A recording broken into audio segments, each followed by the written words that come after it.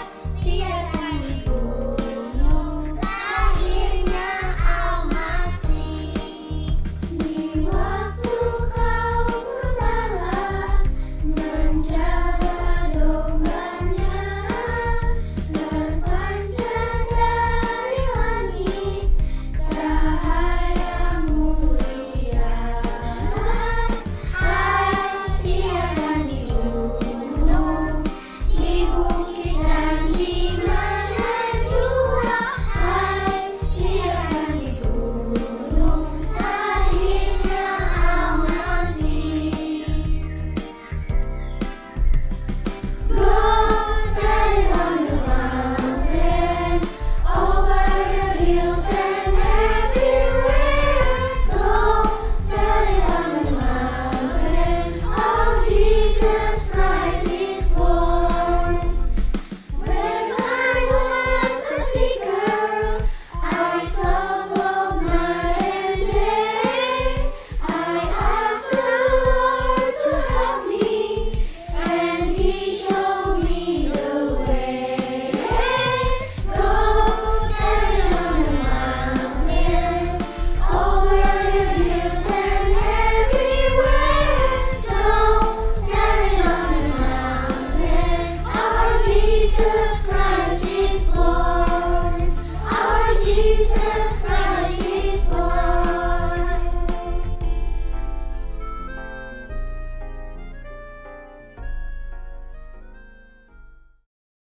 Di daerah itu ada gembala-gembala yang tinggal di padang menjaga kawanan ternak mereka pada waktu malam. Tiba-tiba berdirilah malaikat Tuhan di dekat mereka, dan kemuliaan Tuhan bersinar meliputi mereka, dan mereka sangat ketakutan. Jangan takut, sebab sesungguhnya aku memberitakan kepadamu kesukaan besar untuk seluruh bangsa. Hari ini telah lahir bagimu Juru Selamat, yaitu Kristus Tuhan di kota Daud. Dan inilah tandanya bagimu. Kamu akan menjumpai seorang bayi dibungkus dengan lampin dan terbaring di dalam palungan, dan dibungkus dengan kain. Kemuliaan bagi Allah di tempat yang maha tinggi, dan damai sejahtera di bumi di antara manusia yang berkenan kepadanya. Setelah malaikat itu meninggalkan mereka dan kembali ke sorga, gembala-gembala itu berkata seorang kepada yang lain, "Marilah kita pergi ke Bethlehem untuk melihat apa yang terjadi di sana, seperti yang diberitahukan Tuhan kepada kita." Lalu mereka cepat-cepat berangkat dan menjumpai Maria dan Yusuf dan bayi Yesus yang sedang berbaring di dalam palungan. Dan ketika para gembala itu melihatnya, mereka memberitahukan apa yang telah dikatakan kepada mereka tentang anak itu. Dan semua orang yang mendengarnya heran tentang apa yang dikatakan gembala-gembala itu kepada mereka. Gembala-gembala itu memuji dan memuliakan Allah karena segala sesuatu yang mereka dengar dan mereka lihat, semuanya sesuai dengan apa yang telah dikatakan kepada mereka. Hark the herald angels sing, glory to the newborn King. Peace on earth and mercy mild, God and sinners reconciled. Joyful all ye nations rise, join the triumph of the skies. With the angelic host proclaim, Christ is born in Bethlehem. Hark the herald angels sing, glory to the newborn King.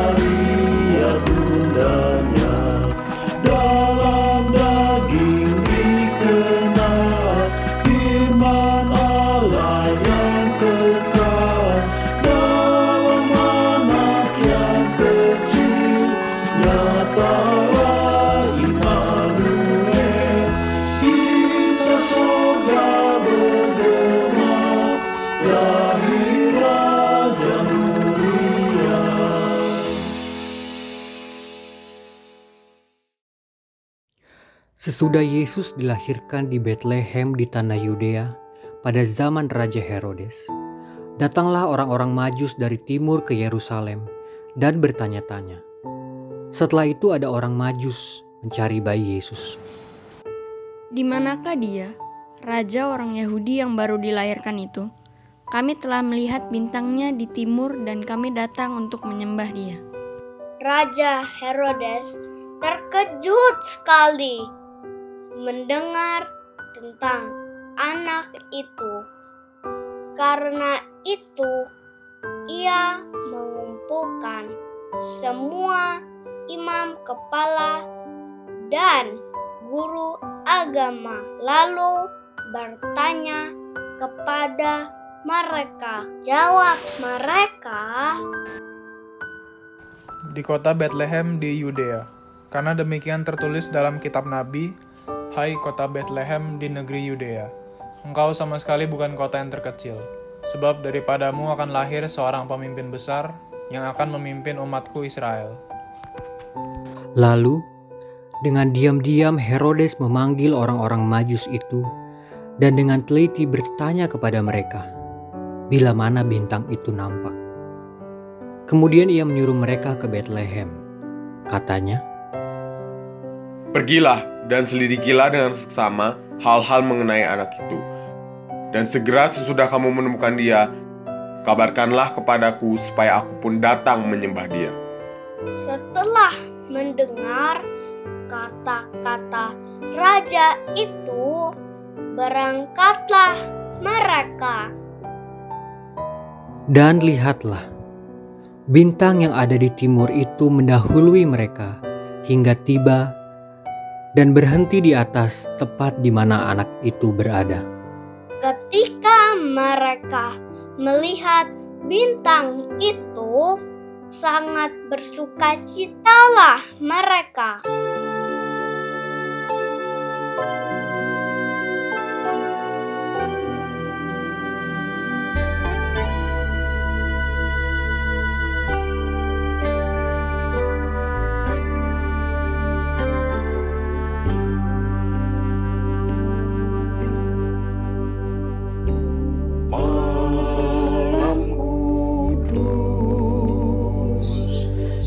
Setibanya di tempat itu, masuklah mereka ke dalam kandang domba itu dan melihat sang anak bersama Maria ibunya, lalu sujud menyembah dia. Orang Majus itu kemudian mempersembahkan emas, kemenyan, dan juga mur.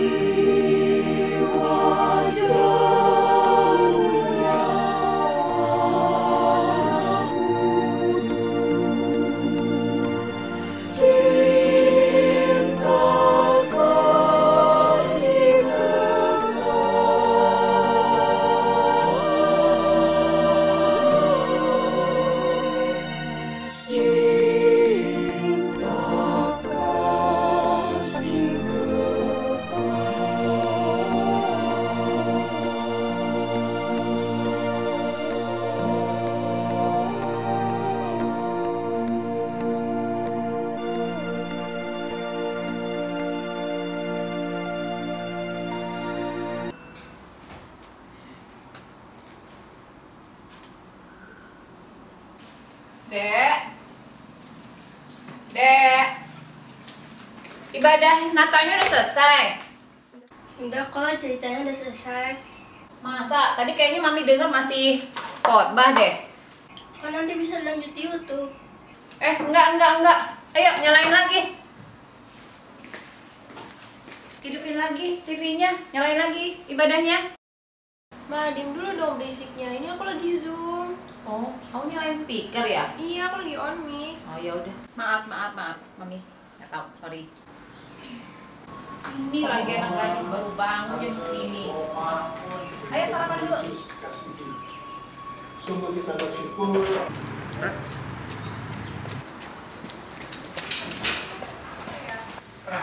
Oke, papi pulang. Aduh, capek nih. Aku bawa sarapan nih. Ih, jam segini kok baru pulang sih? Ibadah Natalnya jam 10 tahu. Mana belum mandi lagi. Kotor. Udah, gampang itu. Kan ibadah bisa sama sarapan. Kalian udah selesai ibadahnya? Udahlah. Mana itu masih kelihatan itu TV-nya? Bohong. Tadi Kristi tuh matiin TV-nya. Orang khotbahnya masih jalan. Tapi aku udah kok, ini udah. Zoomnya udah. Ya sudahlah, aku mau mandi aja dulu ya. Ma, nanti siang makan apa? Makan keluar dong. Ih, kan lagi pandemi deh. Mana boleh kita makan di luar? Kan ini lagi Natal. Biasanya kan kita makan keluar, jalan-jalan, cari-cari barang. Ya, I know. Tapi kan sekarang lagi pandemi, Mami masak aja di rumah ya.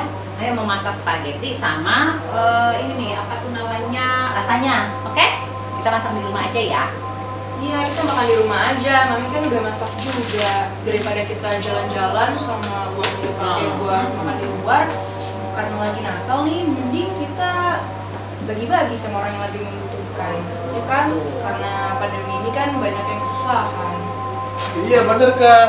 Coba ingat ya, tempat papi di kantor tuh mereka lakukan itu loh. Kamu bagi-bagi makanan sama pengemis-pengemis yang ada di lampu merah. Ya, kalian harus beruntung nih. Papi sama mami kan masih kerja. Jadi kita harus coba berbagi berkat dengan yang berkekurangan. Ya? Jadi usahakanlah Natal tahun ini kita coba berbagi dengan orang yang berkekurangan. Gimana? Setuju nggak? Iya, setuju banget. Kemarin aku juga ingat, temenku ada ngajak aku buat berbagi gitu. Tapi kan ini lagi pandemi, emang nggak takut kena virus gitu? Bisa dong bagi-bagi. Sekarang kan zaman udah canggih, bisa pakai transfer. Nah, rekan-rekan GP sama aku juga lagi ngumpulin donasi nih buat orang-orang yang membutuhkan. Ya, caranya lewat transfer. Gimana sih cara transfer? Di sekolah minggu persembahan juga disuruh transfer. Aku nggak tahu caranya. Gampang banget loh nih. Caranya tuh gini. Caranya, kamu pergi ke aplikasi mobile banking yang ada di handphone kamu, kemudian kamu pilih menu transfer, dan kalau kamu sudah mendaftarkan nomor rekeningnya, kamu bisa langsung pilih transfer antar bank. Kemudian kamu pilih bank yang kamu mau tuju dan pilih nomor rekening tujuan. Nah, seperti ini, nomor rekeningnya atas nama GPIB Jemaat Ora et Labora. Kemudian kamu masukkan jumlah uang yang mau kamu transfer untuk persembahan, kemudian nanti kamu tinggal kirim deh. Oh gitu, coba-coba Kak transferin ke panti asuhan yang sama GP itu. Aku mau coba juga dong, di HP Mama. Lihat deh. Oh gitu ya.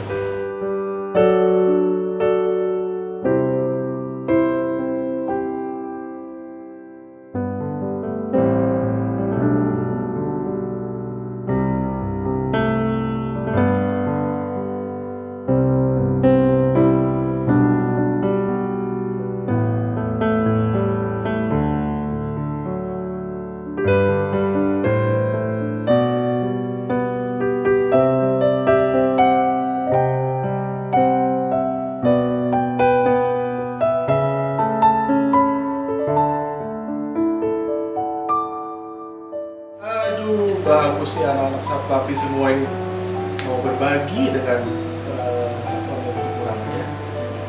Ya udah, kalau gitu sekarang kita ibadah dulu yuk. Yuk.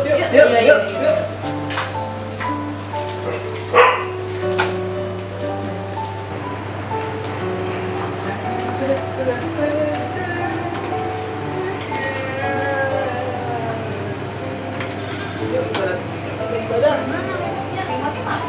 Itu. Oh, nyalain deh.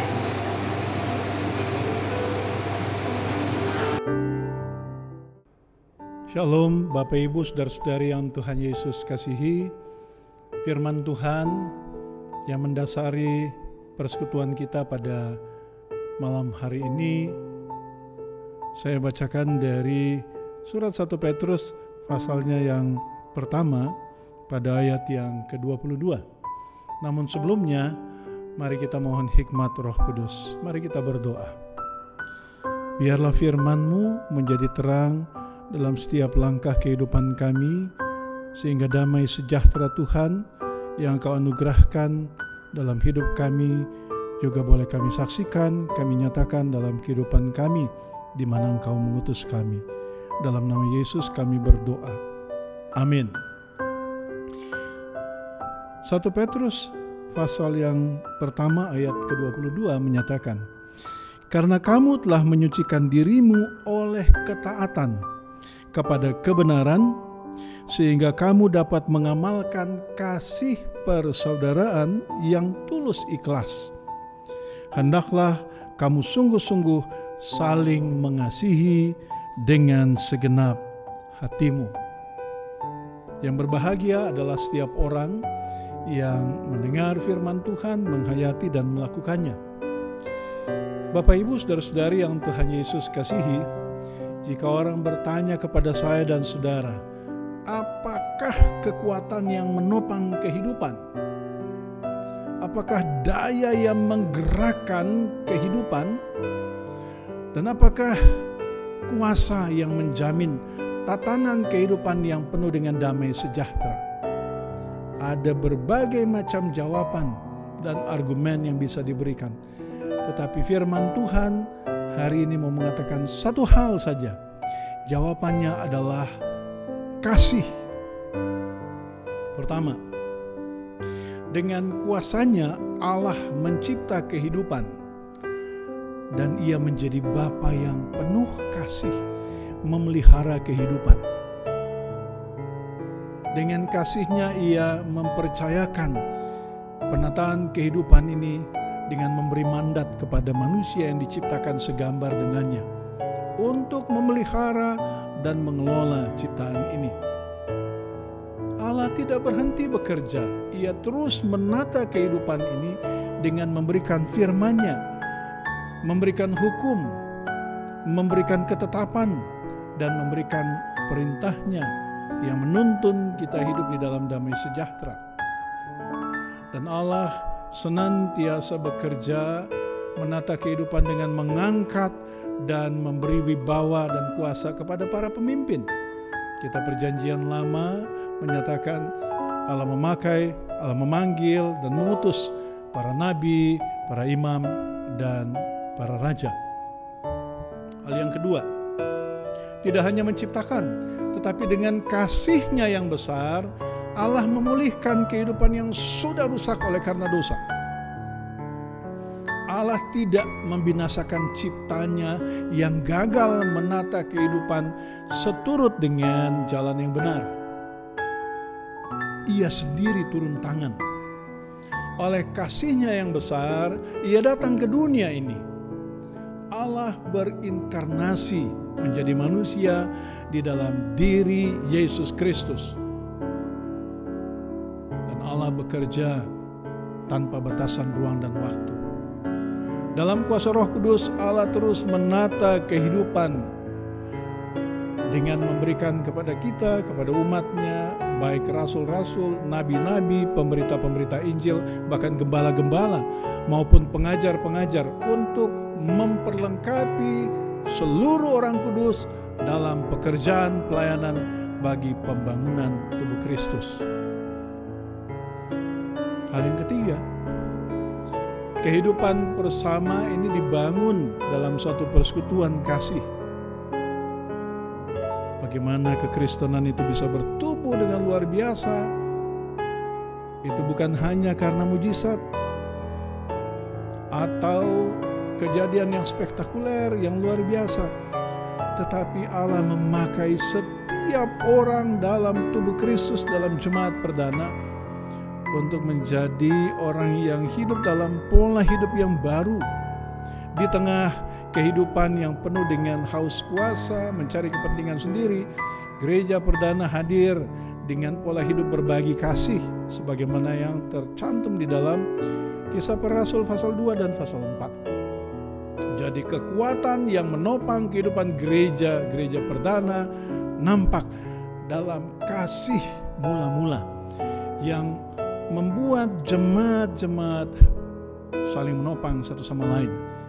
Jemaat-jemaat yang berada dalam pergumulan, dalam kekurangan, dalam kemiskinan, seperti jemaat-jemaat Kristen di Makedonia,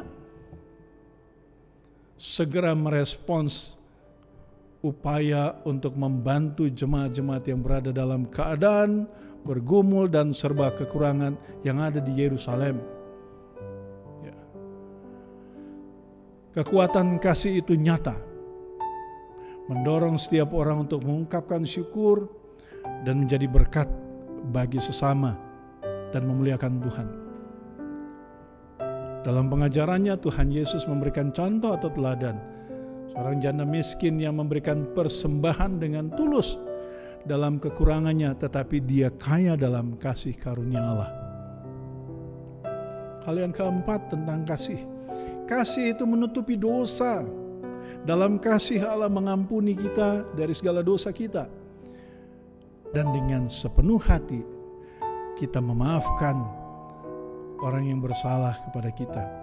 Setiap kali kita berdoa dalam doa yang diajarkan oleh Tuhan Yesus, kita selalu berkata, ampunilah kami seperti kami mengampuni orang yang bersalah kepada kami. Kasih memampukan kita menata kehidupan dalam damai. Dalam permasalahan yang luar biasa yang sangat menyakiti hati kita, hati sesama, dalam masalah rumah tangga, masalah di tengah persekutuan, masalah di tengah masyarakat, satu hal yang dapat mengatasi masalah yang paling berat sekalipun ialah keterbukaan hati untuk mengampuni, meninggalkan masalah yang lama, lalu berangkat menata kehidupan di dalam kasih Tuhan. Dengan kasih kita juga diselamatkan. Kita didorong untuk menjadi alat karya keselamatan Tuhan. Mulai dari unit masyarakat yang terkecil, dalam lingkup keluarga. Pernikahan adalah sebuah persekutuan. Pernya adalah persekutuan, ninya adalah persekutuan yang menikmati, kanya adalah kasih, hanya adalah Tuhan. Jadi di dalam sebuah keluarga kita berusaha untuk menikmati berkat dan kasih Tuhan, lalu kita membagikannya. Persekutuan yang selaras dalam perbedaan maupun dalam kesukaran. Kasih memampukan kita menahan hawa nafsu, membuat kita merasa cukup, lalu kita bersyukur kepada Tuhan. Rasa syukur mendorong kita untuk tulus memberi apa yang baik bagi orang lain. Bukan masalah kecil atau besarnya jumlah yang kita beri, tetapi besarnya cinta kasih dan ketulusan pada setiap apa yang kita lakukan terhadap orang lain, sebagai wujud terima kasih kita kepada Tuhan. Selamat merayakan Natal, selamat menyatakan kasih Tuhan bagi sesama. Tuhan Yesus memberkati kita. Shalom.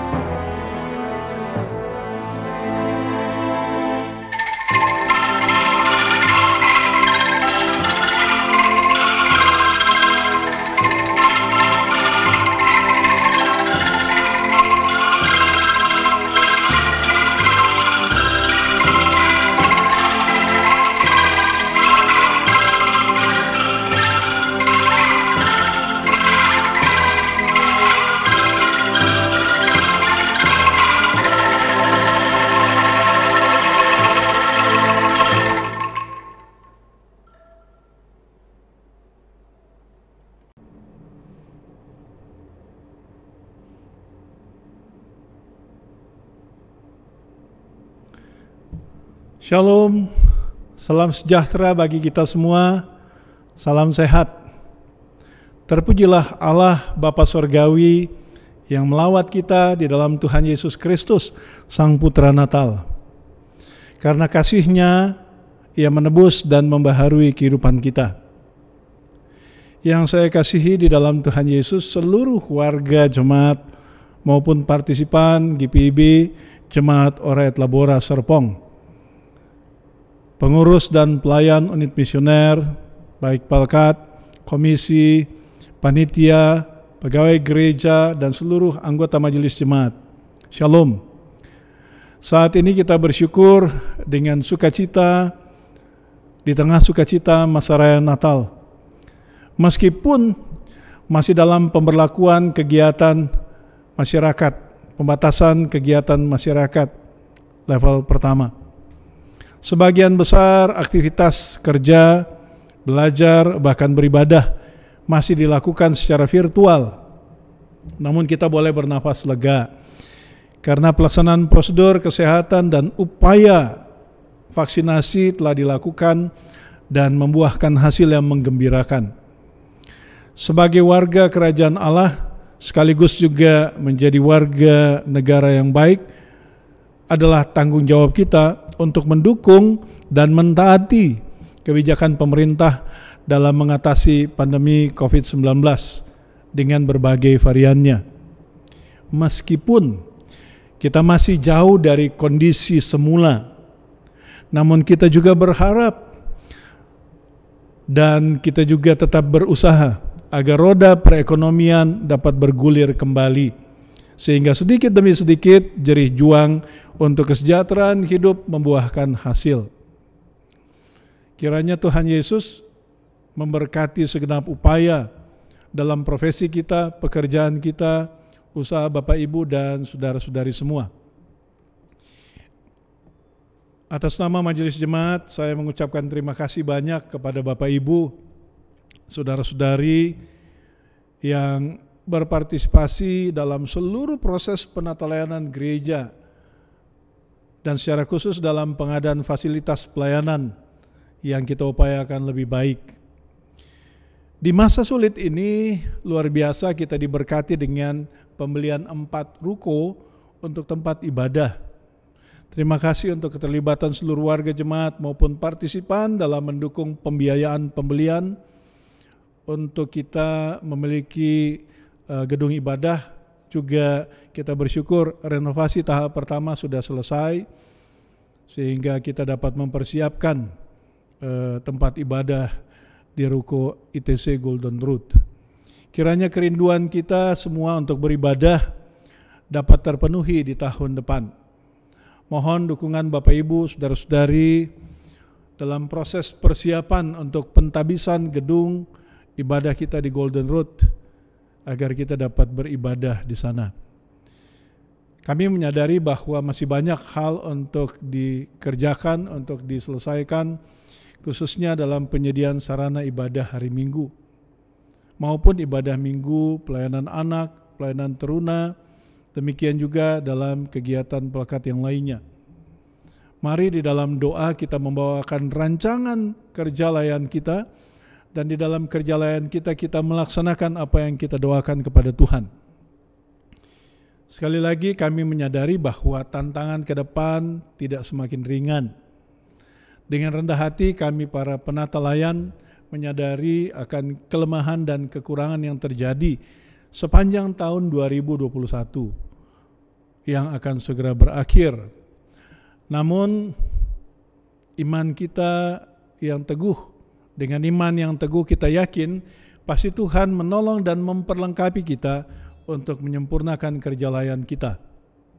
Oleh karena itu kami tetap berharap partisipasi aktif dari warga jemaat dalam melaksanakan misi gereja, misi Kristus sesuai dengan talenta dan kemampuan yang Tuhan sudah anugerahkan kepada Bapak Ibu saudara-saudari sekalian. Marilah kita mempersembahkan hidup kita untuk melayani Tuhan dalam persekutuan umat sebagai tanda syukur atas keselamatan yang kita terima di dalam Yesus Kristus Tuhan dan Juru Selamat kita. Kami juga sebagai majelis jemaat ataupun seluruh jajaran penata layanan, bahkan seluruh jemaat menyampaikan rasa empati atas duka yang mendalam yang Bapak Ibu, saudara-saudari rasakan sepanjang tahun ini jika di antara keluarga kita sudah dipanggil oleh Tuhan. Ya. Kiranya Tuhan senantiasa memberikan kekuatan dan penghiburan. Natal dan Tahun Baru ini mungkin menjadi hal yang pertama tanpa orang yang dikasihi. Tetapi Tuhan senantiasa menuntun dan membimbing, memelihara kehidupan Bapak Ibu saudara-saudari sekalian.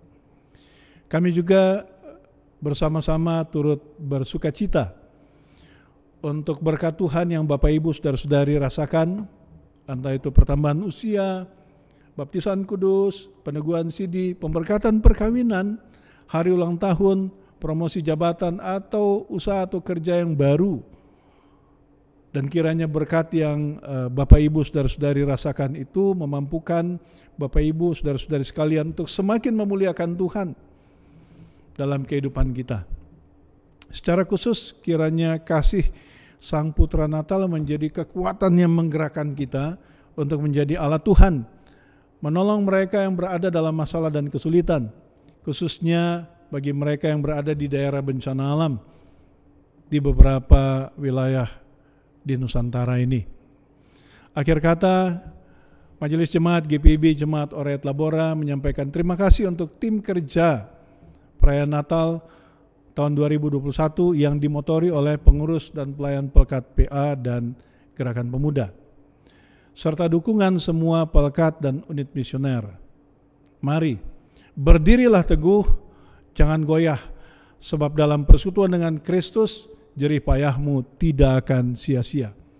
Tuhan Yesus sumber kasih karunia memberkati kita semua. Selamat Natal, kasih Sang Putra Natal membawa damai sejahtera bagi kita semua. Shalom, Tuhan Yesus memberkati.